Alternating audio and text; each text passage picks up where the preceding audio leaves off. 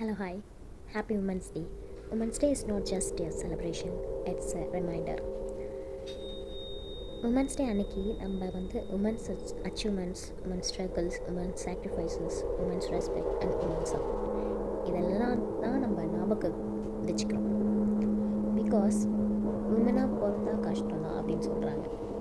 But அந்த கஷ்டத்தையும் நம்ம பிரேக் பண்ணிட்டு தான் இந்த சொசைட்டியில் நம்ம வாழறோம். சொசைட்டியும் சரி, ரிலேட்டிவ்ஸ்க்கு முன்னாடியும் நம்ம வாழறோம்.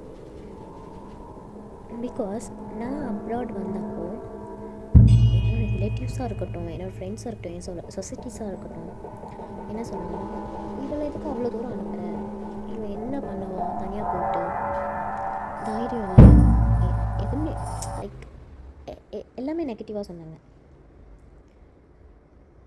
ஸோ படிக்க வைக்காத, எதுக்கு இவ்வளோ படிக்க வைக்கிற, இத்தனை வயசாச்சு எதுக்கு கல்யாணம் முடிக்கல அப்படின்லாம் எங்கள் அம்மாக்கிட்டேயும் எங்கள் அப்பாக்கிட்டேயும் நிறைய பேர் சொல்லியிருக்காங்க.